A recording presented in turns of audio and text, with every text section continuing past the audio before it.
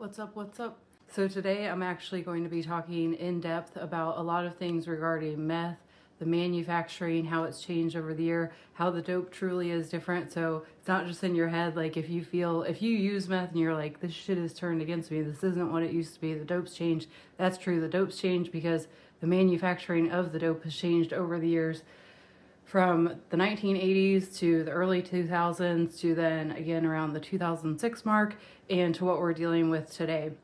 And if you don't use meth at all and you're not curious of anything regarding meth, I would still encourage you to watch this video, because if you're a parent of a child or you possibly may even know someone that's suffering with meth addiction that you're just not aware of, because meth is so widespread over the United States, and I'm going to go into how it was able to spread so rapidly across the United States and how a lot of heroin users and users of fentanyl, users of Oxycontin have switched to meth. We're also going to get into how the manufacturing now of meth is actually limitless, and how this book is where I got a lot of my information. I want to feature this book, and I want to credit the author to most of everything that I'm talking about today. I encourage you to read this book. What grabbed my attention is right here. True Tales of America and Hope in the Time of Fentanyl and Meth. So regarding fentanyl and meth specifically, I have a child that Nico, his first year of middle school is what he's in right now.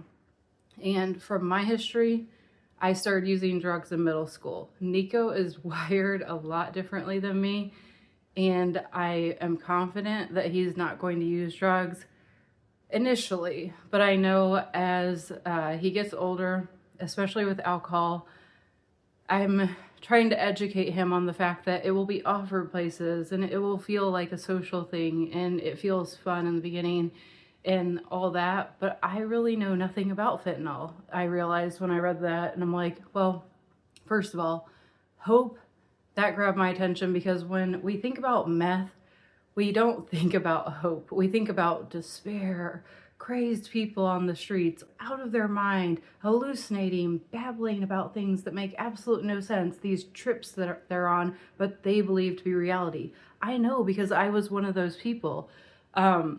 And so I don't think of hope when I think of meth addiction. So that really grabbed my attention. I'm like, yes, I would love to hear about some stories of hope.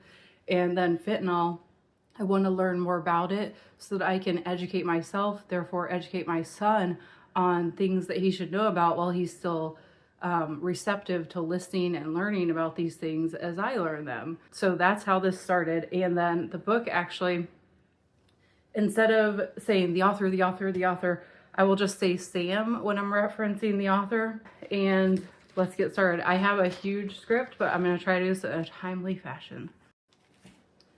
Okay, this isn't on the script, so I think let's start with a story here. I was a cocaine user, an alcohol user, a pain pill user far before I was a meth user. By the time I ended up at my absolute worst on drugs, absolutely like a crazed lunatic, out of my mind, doing stuff that was just unimaginable. I was shooting up meth, injecting it several times a day, all day, every single day. Again, this was not my drug of choice. I was in California at the end of my addiction. Meth was everywhere in California. When I would order cocaine from my dealer, they would say, no, we have meth. We have meth. This is what we have. It was very, very cheap. And I know it was cheap because I was almost always given it for free. I'm not saying it didn't come with cost. It was very affordable, okay? So when I first started using meth, it wasn't what it was towards the end of when I was using it. There was a dramatic difference in how it was affecting me, right? So when I first used it, and I'm not talking about when I used it as a teenager, I'm talking about when I used it when I was already on the West Coast.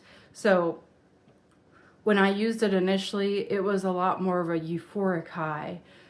I wasn't antisocial. I was enjoying time with my boyfriend. We were connecting, we were hanging out. It was like a good time. It was like a social thing. Then the more we started to use it, the more I noticed a change, and I thought it was all within myself. I thought that I'm just not responding to this drug. Something shifted here. And I would reference this as like, the shit is letting me down. The dope is letting me down. What it used to deliver, it's no longer delivering that. But like chasing the dragon's tail, or however that saying goes, I continued to chase that initial meth use, like those early days that were so good. So good. Indescribable how good it felt.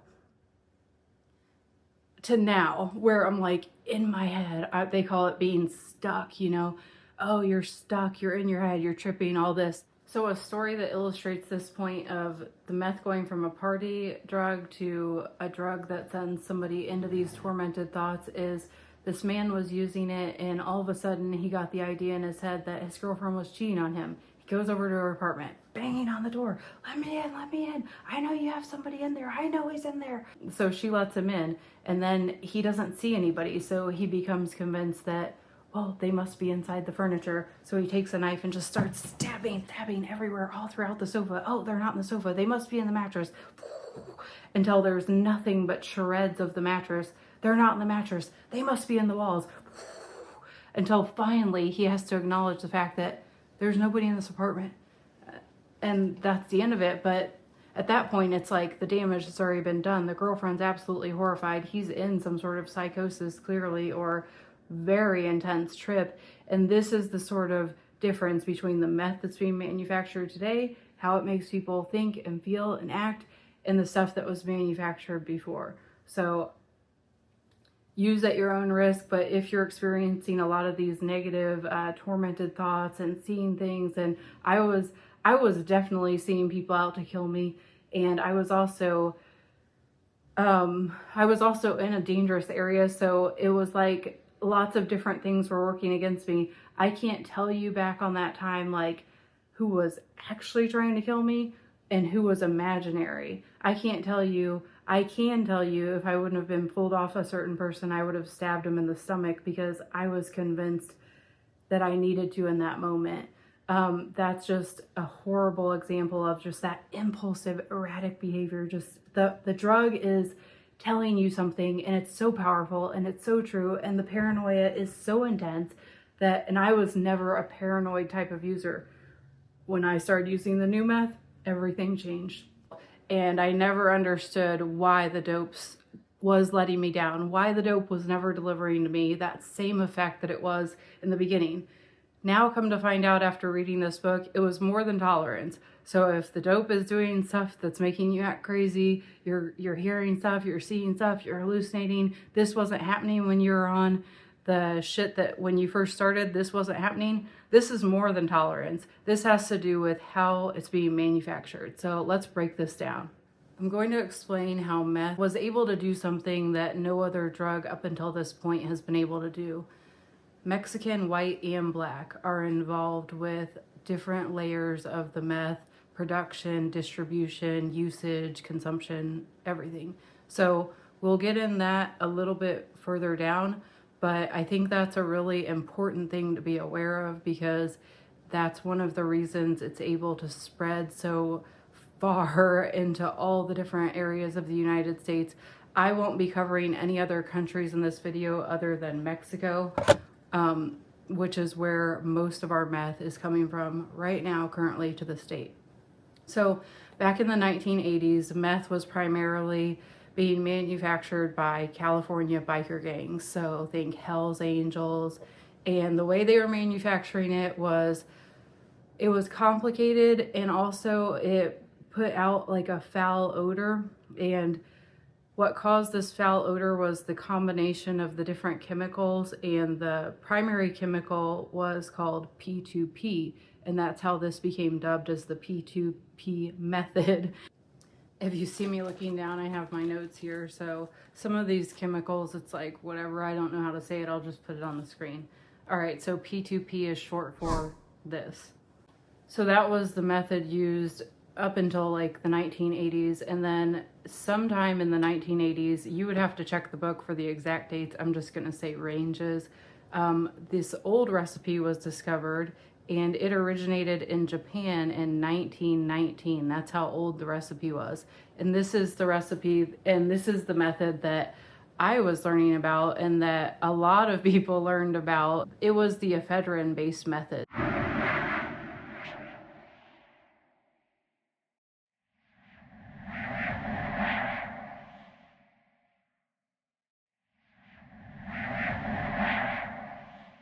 With the P2P method, you would have to really know what you were doing to make it, right? But with the ephedrine, all you had to do was tweak one molecule and you had meth. And so as much ephedrine as you could get a hold of, that's how much meth you could make. And at this time, when this recipe was rediscovered, so sometime in the 1980s, ephedrine in Mexico and the United States was not a regulated drug. So this opened up a huge opportunity, and the Mexican traffickers took hold of this opportunity because up until then they were basically like middlemen for the Colombian cartels.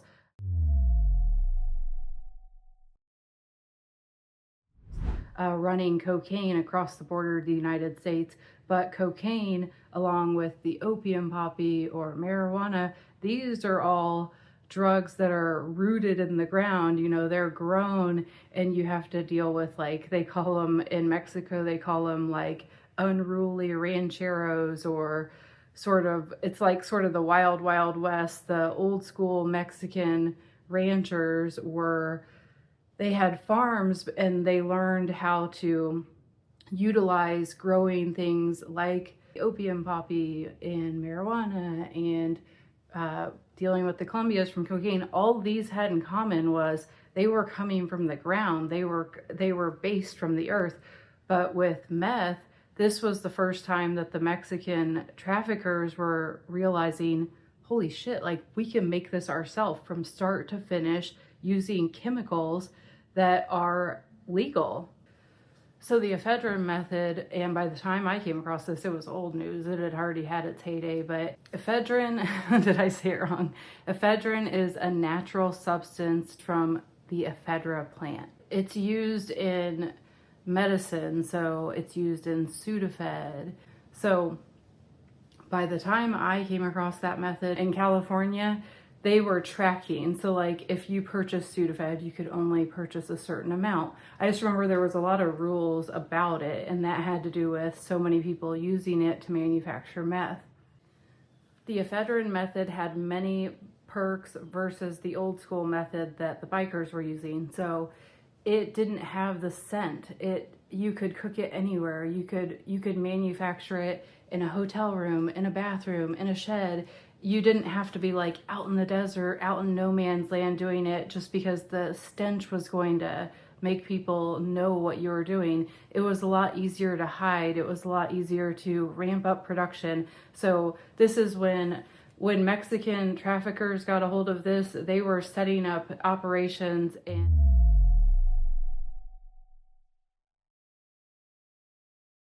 what they were doing is when farmers were going through hard times, they were using that as an opportunity to go in and bribe them and, oh, let us rent your land for 24 hours, for a few days. And they would set up these, what came to be known as super labs. So they would have their pre-measured ingredients, all of their equipment. They would set up shop and be able to manufacture. Just to give you a comparison between the biker method versus the new Mexican-made meth method. That was a mouthful. The biker's method took 3 days to produce 5 pounds of meth. The Mexican-made meth with the ephedrine-based method took 24 hours to produce 10 to 20 pounds. The other main perk to the ephedrine method is its simplicity in comparison to the P2P. If I didn't reference that, you almost have to be a chemist or trained in chemistry, highly skilled to create with the P2P method. It was a lot riskier. With the ephedrine method, the learning curve was a lot less steep. It was almost just like following a recipe. Learn how to make it, make the recipe, rinse and repeat. You could train a lot of people to do it. You could grow that operation a lot easier. And again, with not having the scent, giving off hints that it was being cooked. I'm sure like back, I remember hearing about that before I even got like into using meth, like, oh, a meth lab exploded, and it would just seem kind of random or whatever, and it wasn't happening all that often. According to the book, this is because this is when the people in the United States and Mexican traffickers were learning the ephedrine method. And so at first they didn't know what they were doing, and they quickly learned, and then they were able to produce it a lot more quietly. Well, this went on until at least the early 2000s. Again, I'm not the best with dates, so these are very rough estimates, so please, I highly recommend this book, but I'm giving my little like take on it. And one of the things that alerted authorities to all of the ephedrine-based labs was the big purchase orders for the ingredients. And eventually they came to start regulating the ingredients. With ephedrine becoming regulated, it became a lot harder to get that main essential ingredient to the meth. And not only that, but other ingredients that were in the ephedrine method were also regulated now in the United States. Some of those ingredients were red phosphorus, iodine, some kind of acid, some kind of acid, and others. So a lot of the essential ingredients are being regulated, making it a lot more difficult. So that sort of faded down. And to give you an idea of how it sort of withered away, a DEA agent reported from 2000 to 2004, almost every single bust was meth. Not heroin, not marijuana, not cocaine, but meth. And this is in the United States. But by 2004, meth lab bust went from 10,000 a year all the way down to 2,500 a year by 2008. So a dramatic decline just with the regulation of those chemicals.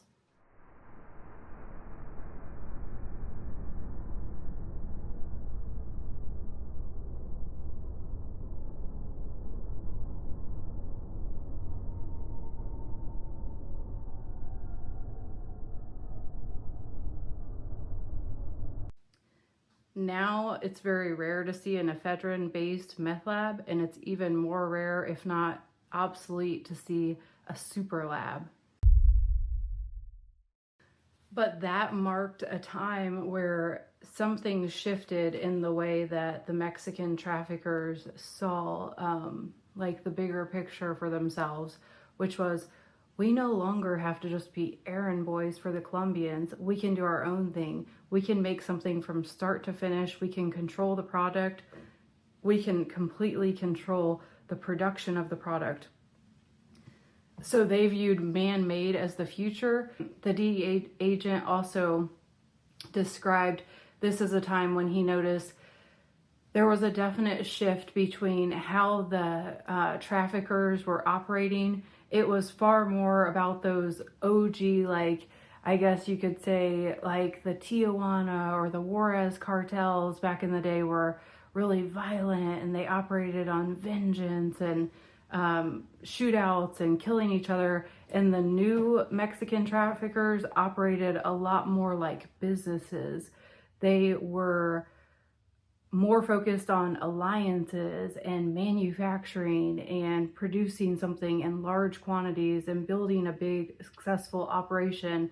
They're more concerned about these factors and tapping into the ability to go globally, getting chemicals from all over the world to use them to their own benefit, to making whatever it is they want to make.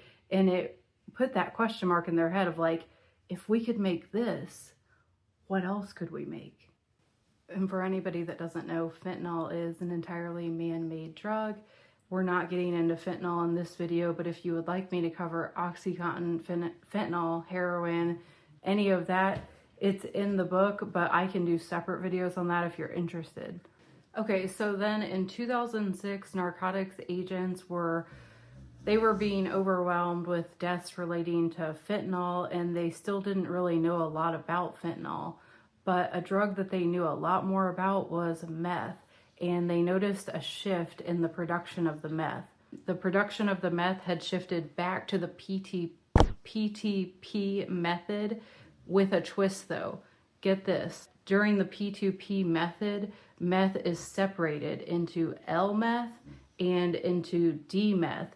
D-meth is the type of meth, it's the part that like gets you high. L-meth is considered pretty much waste product because it makes your heart race, but it does nothing to the human brain, doesn't contribute to the high feeling in any way.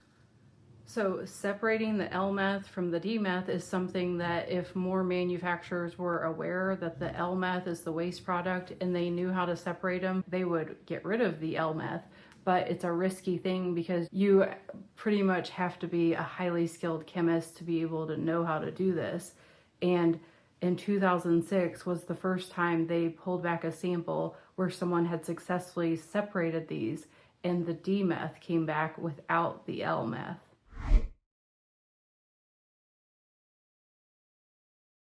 So now with this P2P method and being able to separate those two chemicals, the downside to the P2P method is still that you have to be a highly trained chemist to be able to achieve this, but the upsides are really good to this method. So all of the ingredients are industrial chemicals, and the main ingredient, that P2P, an experienced chemist can make P2P, and the other ingredients are industrial ingredients, chemicals that are used in legitimate businesses. So unlike with the ephedrine, the governments really can't regulate these ingredients. They really can't limit these ingredients. These ingredients are used in industries like racing fuel, the tanning industry, gold mining, perfume, and photography. And a trained chemist can make P2P in many ways. So now a lot of the Mexican manufacturers their entrepreneurial spirit is really lighting up at this phase. They're like, we have the internet, we have access to all these chemicals, they're legal, we have chemists, we can hire people to manufacture this. We can really expand this to the point where the supply is limitless. They can make it totally from scratch over and over and over again in these massive quantities. And that's the scary part. That's the scary part. So this is sort of the part where Sam is referencing again that the traffickers are starting to behave more like corporations, and we're living in a time where corporations are behaving more like traffickers.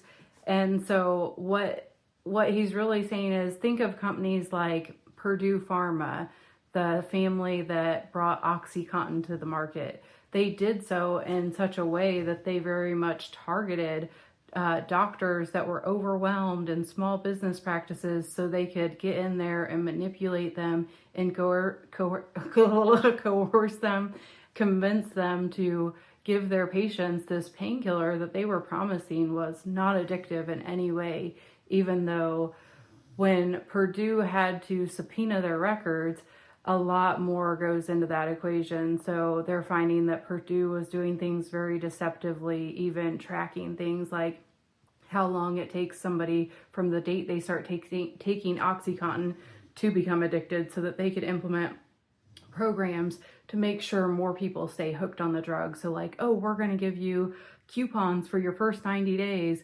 Whatever that threshold was, it was 60 days or 90 days that somebody's going to become likely a chronic long-term user. The Sackler family knew the drug was addictive. They chose to market it deceptively in such a way to get access to as many Americans as possible, to build their wealth on the gravestones of your loved ones, my loved ones, everybody that ended up addicted to those painkillers. That's what their wealth was built on, OxyContin. So that's sort of the corporation acting like a trafficker. And now the traffickers are acting more like businesses. So they're not setting up shop out in the desert anymore. They're not setting up shop in the shed. They're getting massive warehouses, and they're having industrial, sophisticated equipment to manufacture large quantities, and they're right in your neighborhood. It looks like a business. It might even have the name of like a medical company of some sort. A lot of these big warehouses are in Mexico, But the point is, it's not just, the information isn't only available for Mexicans. This production can take place in the United States too, but they're becoming so efficient with making it in Mexico that it's coming across the border, and it is so inexpensive. That's just, to give you an example, they can make up to 110 kilos per batch.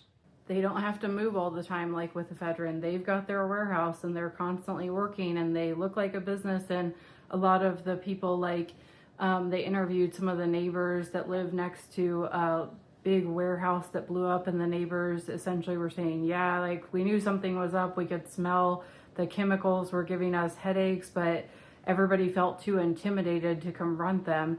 And the Mexican traffickers are not intimidated whatsoever by their law enforcement. And a lot of the cartels in Mexico, we in the United States are the main, like, one of the primary providers of their firearms. And they use those firearms to help control what they need to control, help intimidate who they need to intimidate to be able to get these drugs made and sent back to us in the United States, whether we're aware of it or not. Now, the ephedrine method was still in effect, but in 2008, the Mexican government decided to ban ephedrine. They've banned heroin, they've banned cocaine, but now they're banning ephedrine. And so this made it a little bit too complicated. So most people, a lot of criminals, are of the mindset of doing things as easy as possible. That's a lot of criminal thought is, how do I get the money quickly? What's the easiest way to go about it? What's the most efficient way? If the risk becomes too high, outweighs the reward. So this put a lot of the Mexican manufacturers up on the P2P method. So back to that original method, but with the twist. And they liked this because they could do the entire process, but they didn't have the limitations anymore. No ephedrine needed. Their labs grew. One single lab could set up to produce 900 metric tons of meth. That's a lot of meth. An operation only needs 4 to 5 people to get large quantities from Mexico to do about 50 kilos per shipment to a single city in the United States. Only takes about 4 people to run an operation like that. That's happening over and over and over and over again. Now, with the increased ability to make meth in such mass quantities and to flood it across the United States, naturally the price dropped. The price dropped down 90%. And traffickers' answer to this was to make more of the drug, to feed our seemingly endless appetite for drugs in the United States. Now, here's the part where all the different races tie in. So meth has always been predominantly known as a working class white man's drug. That's been the average user. Based on my time in California, what I experienced was, and I didn't really think much about it because I did always associate meth as like a white person's drug. I'm half white, half Mexican, and a lot of the users that I was getting high with were white or Mexican. There was only a few people that were black that were using the drug, but there was several dealers that were black and selling the drug but not using the drug. And that's where it's a little bit different, because when meth became flooded so heavily into the United States, a lot of people, black dealers that were dealing heroin and fentanyl, they noticed that there was this shift and people were starting to use meth. And so they started to take hold of it and start offering meth. And like one dealer would tell another, oh, people are doing this now. Here's this. I don't have that, but I have this. And it just started to make the shift. A lot of users stopped using heroin, stopped using fentanyl, and started using meth. And the reason behind that is neuroscience uncovers that one addiction primes you for another. So it also explains why I was so easily able to make the shift from all the different substances I was used to using, from cocaine to pain pills, to why I was so easily able to make my primary drug meth. One addiction primes the brain for another addiction. So we have primarily Mexicans manufacturing the drug, or at least manufacturing it so successfully that most biker gangs decided just to purchase their drugs from the Mexicans. They were doing it more efficiently, and most of the users are still predominantly white at the time that I was using, and he didn't really reference in the book who's most of the users are, but I would guess still primarily working class white people, and with, of course, Mexicans too.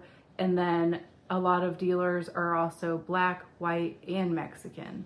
So it's tying in a lot of different races more heavily than in a lot of the different drugs, like with the crack epidemic or with the Oxycontin. Oxycontin was primarily white, crack was primarily black, but meth, it's like hitting everybody in different ways. So I just think that that's something that if you don't know, at least to know about it, so that we can start thinking of different ways to treat addiction, because that's the final thought here is,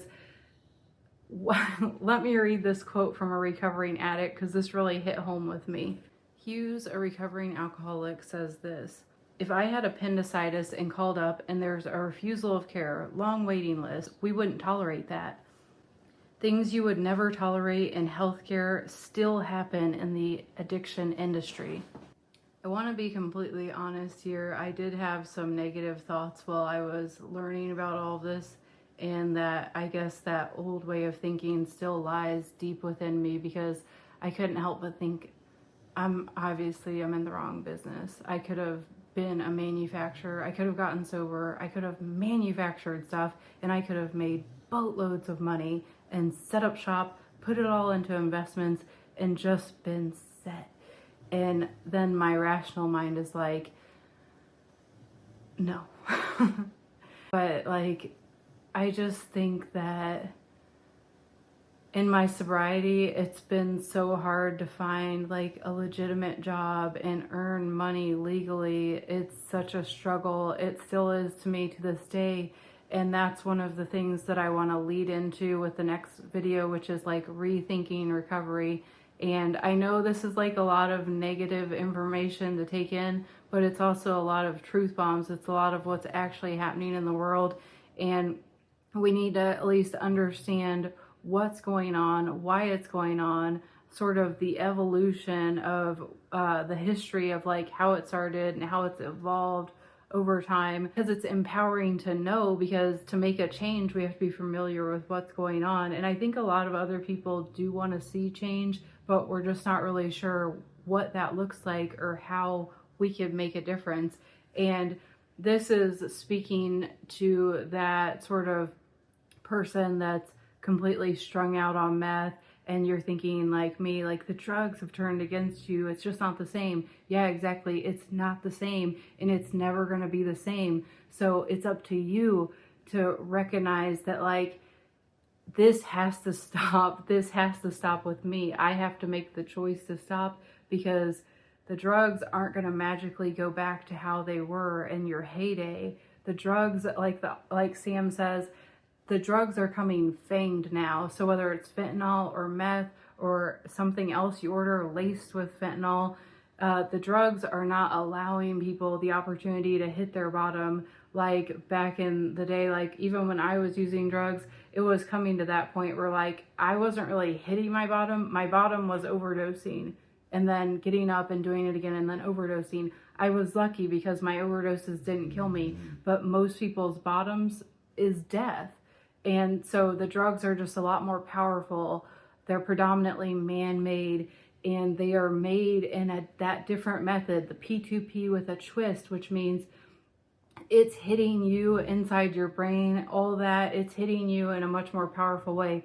It's why you're able to see somebody deteriorate so quickly. And like the dealers noted in the book, they're noticing their customers going from just a normal person to very rapidly babbling incoherently. They are seeing things that aren't there. They're seeing people that are trying to kill them. A good example is this guy is saying like, I used to use meth and it used to give me this sort of like party, social, euphoric feeling, and it felt good. And now he uses it and he feels different. He's inward in his thoughts. He's tormented by his thoughts. He's locking the doors and he's looking out the windows and he's more paranoid. And it's an aggressive sort of relentless energy that's being pushed onto him. All of this driving him into the depths of hell within his own mind. Within his own small confined environment. People are caging themselves up and being tormented, and they're also breaking into homes for drug money or going into trips and not coming back. It's leading them into schizophrenia, and it's leading them into psychosis too, the new meth. And it was highly addictive. And the only ways I was able to garner those little bits of sobriety were in the hospitals and in jail cells, when I could be actually come back into some sort of form of decency and start to feel something and start to be in sort of this more like feeling, yes, I'm in a lot of pain, but I'm me again, and I can have a semi-clear thoughts. But on the meth, none of that is possible. And that's what I mean when I say logic and my addiction can't be in the same room. Reason and addiction can't be in the same room. You cannot use rational thought to convince me of anything when I'm in my addiction, when I'm using. I cannot be convinced of anything that's real or true or helpful. I can't be convinced of it. My addiction reigns over everything. So we're going to be seeing a lot more of that if you're not already seeing it in your community. I see people on the street every single day that are in this state of mind, and it's hard because you feel like, how can you help? And the stuff is so strong that it's virtually impossible for them to get off of it unless something happens. Like a lot of people say decriminalization is the answer, but I agree with Sam, the author, because decriminalization doesn't factor in the addictive nature, just the nature of addiction, in which you need that period where the addict is forced out of their using, they're forced out of their environment, and they're forced into sobriety. So jail stint can actually work wonders, but the difference could be, instead of taking the person in jail and sentencing and then putting them in prison, it could look a lot more like we put them in jail and we offer them recovery in jail. Or I'll give you a little bit of glimmer of hope. Some of the businesses that are opening in the different states, like one woman took it upon herself to open a tattoo removal service. So people coming out of, I think it's prison, but coming out of prison or jail, she's offering to remove their tattoos. You would not believe the number of swastikas on so many people in California I saw. I never saw so many swastikas tattooed on people until I lived in California. And gang tattoos and writing things across your face when you're high that don't make any sense. Then you sober up, and that limits your ability to get a job and to be reintegrated in society, like if you want sobriety. So her offering a service like that is actually very forward thinking.